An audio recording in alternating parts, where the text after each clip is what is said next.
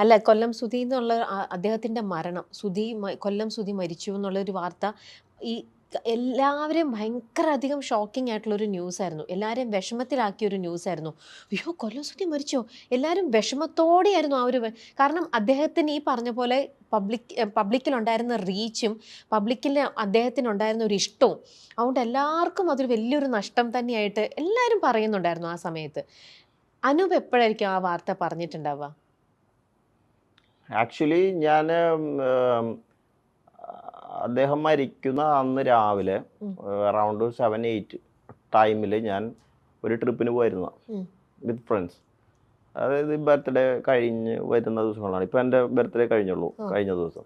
അപ്പോൾ അത് കഴിഞ്ഞ് ഞങ്ങൾക്ക് സമയമുള്ളപ്പോൾ ആ ഒരു നെക്സ്റ്റ് വീക്കിൽ ഒരു ട്രിപ്പ് പ്ലാൻ ചെയ്ത് അതിനു വേണ്ടി എല്ലാ പ്രിപ്പറേഷനൊക്കെ കഴിഞ്ഞ് കിടന്നുറങ്ങി ആ സമയത്ത് അലാം വെച്ച് എഴുന്നേക്കാൻ വേണ്ടി ഇരുന്നതായിരുന്നു. ഒരു 6 മണി സമയം. അപ്പോൾ അതിനു മുമ്പാണ് എനിക്ക് അവിചാരിതമായിട്ട് പല നമ്പേഴ്സിൽ നിന്ന് ഇങ്ങനെ കോൾ വന്നുകൊണ്ടിരിക്കുക. മോർണിംഗ് അല്ല രാത്രി മുതൽ വരുന്നുണ്ട്. അപ്പോൾ ബേസിക്കലി ഞാൻ ഇങ്ങനെ അറിയാത്ത നമ്പർ രാത്രി ഒന്നും എടുക്കാറില്ല. മെജോറിറ്റി കേസിൽ സ്റ്റാർ മാജിക്കുന്ന സമയത്ത് അറിയാത്ത നമ്പർ ഒന്നും എടുക്കാറില്ല. അത്രയും ഇതുള്ളവർ എനിക്ക് വാട്സപ്പിൽ മെസ്സേജ് ചെയ്യുമോ എന്തെങ്കിലും ഉണ്ടാവും. കാരണം അത്രയും കോൾസ് വരാറുണ്ടായിരുന്നു. ചില സമയത്ത് നമ്പർ ലീക്കായിട്ട് വരാറുണ്ട്. അപ്പോൾ ചിലപ്പോൾ ഓഫീസിലൊക്കെ കണക്ട് ചെയ്ത് വരുന്നത് ചിലപ്പോൾ UAE എന്നൊക്കെ വിളിക്കുന്ന ആൾക്കാരാണ്. പക്ഷെ ഞാൻ എടുക്കാറില്ല. അത്രയും വേണ്ട ആൾക്കാരൊക്കെ മെസ്സേജ് അയക്കും. അപ്പോൾ ഇതുപോലെ 2-3 കോൾസ് ഇങ്ങനെ വന്ന് കിടന്നു, ഞാൻ എടുത്തില്ല.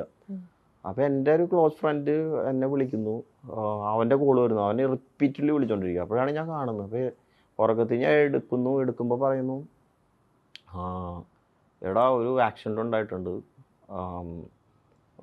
കൊല്ലം സുധി കുറച്ച് ക്രിട്ടിക്കലാണ്, അപ്പോൾ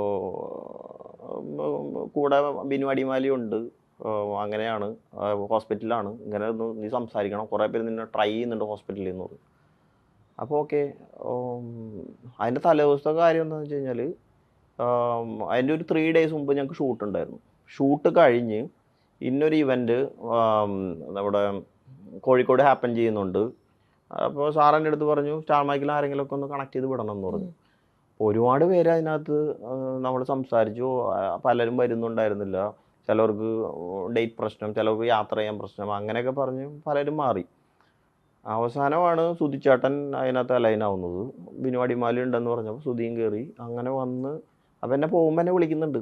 വിളിച്ചു, അനുപേട്ടാ ഞാൻ പോവാണേ, പോയി ഷോ ഒക്കെ അറ്റൻഡ് ചെയ്ത് വരാം. ഞാൻ അപ്പോഴേ പറഞ്ഞു പഴയ ജഗദീഷൊന്നും പോയി കാണിക്കരുത്, ഇവിടെ മര്യാദയ്ക്ക് പോയി സംഭവമൊക്കെ ചെയ്യണം. അപ്പോൾ അതിനുശേഷം എല്ലാവരും പറഞ്ഞു എൻ്റെ അടുത്ത്, സുധി ഭയങ്കരമായിട്ടൊന്ന് പെർഫോം ചെയ്തൊരു സ്റ്റേജായിരുന്നു അത്. ഭയങ്കര കയ്യടിയായിരുന്നു. പുള്ളി സിംഗിളായിട്ടൊന്ന് പെർഫോം ചെയ്ത് ഒരുപാട് അവിടെ കയ്യടി വാങ്ങി എന്നൊക്കെ പറഞ്ഞു. അപ്പോൾ അതെല്ലാം ഇത് കഴിഞ്ഞിട്ടാണ് ഞാൻ അറിയുന്നത്. അപ്പോൾ ഞാൻ പറഞ്ഞു ഓക്കെ. അപ്പോൾ അവിടെ പോകുന്നു. രാത്രി എനിക്ക് ഇപ്പോഴും ആ മെസ്സേജ് ഇപ്പോൾ കിടപ്പുണ്ട് എനിക്ക്.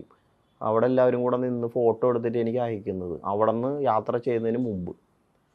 അപ്പോൾ അടിമാലിയും ബാക്കിയെല്ലാം കുറച്ച് ആർട്ടിസ്റ്റൊക്കെ ആയിട്ട് എനിക്ക് ഫോട്ടോ ഇട്ടിട്ടുണ്ട്. ആ ഫോട്ടോ ഞാൻ കണ്ട് രാത്രി അതിൻ്റെ എന്തോ പറഞ്ഞു വെച്ചു. അതിനുശേഷമാണ് ഞാൻ ഈ ഇൻസിഡൻറ്റിനെ പറ്റി അറിയുന്നത്. അപ്പം ഞാൻ ആദ്യം കേട്ടപ്പോൾ കുഴപ്പമില്ല, ഉറക്കത്തിൽ നിന്ന് എണീറ്റ് വരികയാണ്. അപ്പോൾ കുഴപ്പമൊന്നും ഉണ്ടാവില്ല, ഓക്കെ ആയിരിക്കും. അപ്പം നമ്മൾ അങ്ങനെ ആശ്വസിക്കാനാണ് ശ്രമിക്കുന്നത്. അപ്പം നമ്മൾ അങ്ങനെ അത്ര ക്രിട്ടിക്കൽ ചിന്തിക്കുന്നില്ല. അപ്പോൾ അവിടെ നിന്ന് തന്നെ വിളിക്കുന്നു, ഹോസ്പിറ്റലിലാണ്, വെന്റിലേറ്ററിലേക്ക് കയറ്റി, എന്തൊക്കെയോ പ്രശ്നങ്ങളുണ്ട്, പുറത്ത് ഞാൻ കണ്ടു സംസാരിച്ചു എന്ന് പറഞ്ഞു. അപ്പോൾ എനിക്ക് കുറച്ച് ആശ്വാസമായി. കണ്ട് സംസാരിച്ച ആളല്ലേ, പിന്നെ അങ്ങനെ കുഴപ്പമൊന്നും ഉണ്ടാവില്ല. അതിന് 10 മിനിറ്റ് കഴിഞ്ഞപ്പോഴും ചേട്ടൻ പോയി എന്നൊക്കെ പറഞ്ഞു. ഞാൻ പെട്ടെന്ന് എനിക്ക് എന്താണെന്നൊന്നും മനസ്സിലായില്ല. പകുതി ഉറക്കത്തിൻ്റെ മൂടും എല്ലാം കൊണ്ടും ഒരു മരവിപ്പായിരുന്നു. ശരി, കുറേ നേരം ഒരു മരവിപ്പായിരുന്നു. അപ്പം ഞാനതിങ്ങനെ ഇരുന്ന് ആലോചിച്ചു എന്ത് ചെയ്യാം, ഒന്നും പിടികിട്ടുന്നില്ല.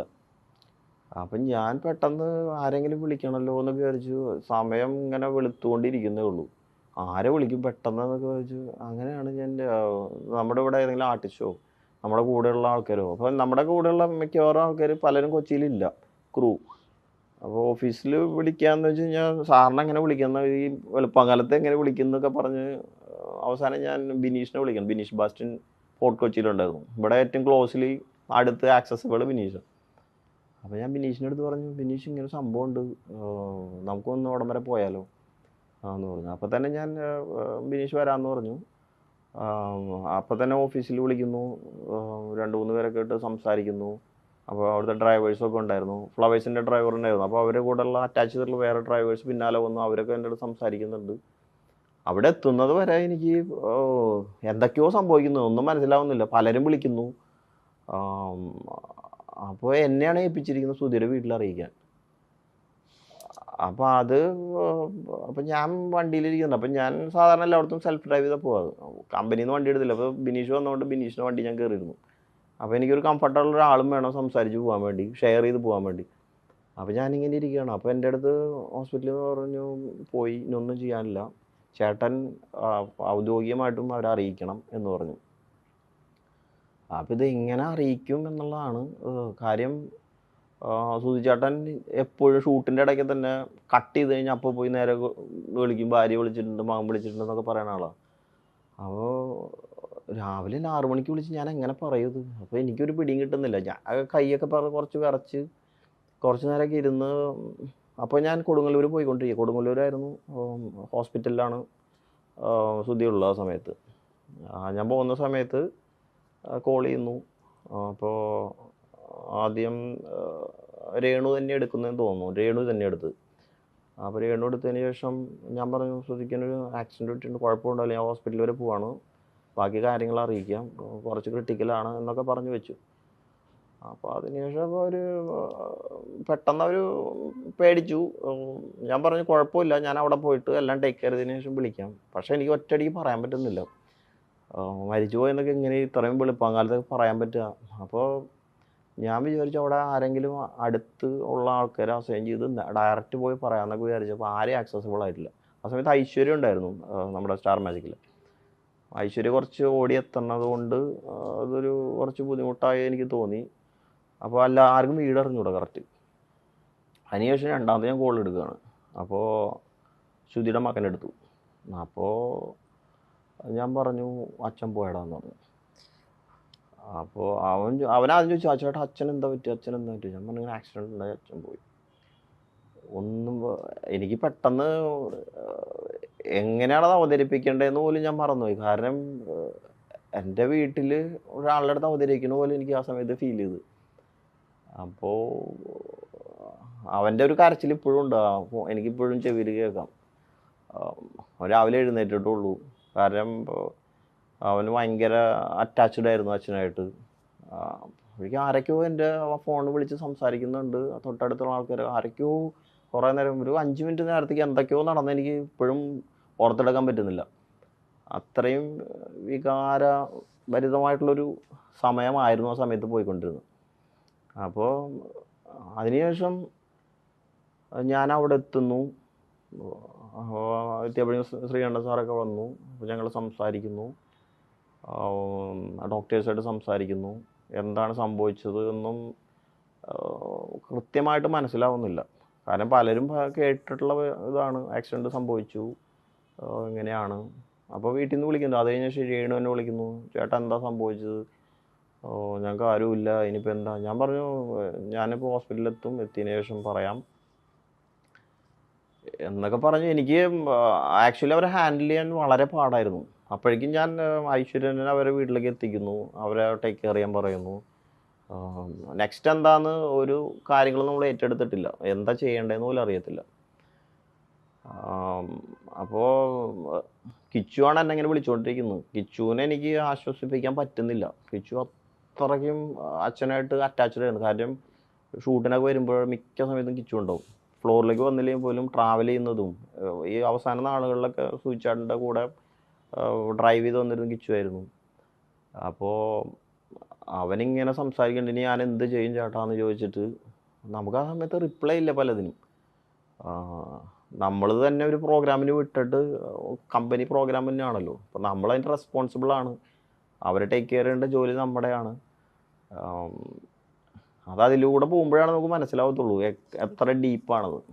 എനിക്കത് ഇപ്പോഴും മനസ്സിൽ കിടക്കുന്ന ഒരു ഇൻസിഡൻ്റ്. അതുകൊണ്ടാണ് എനിക്ക് ഒരുപാട് ഓർത്തെടുക്കാതെ തന്നെ പറയാൻ പറ്റുന്നു.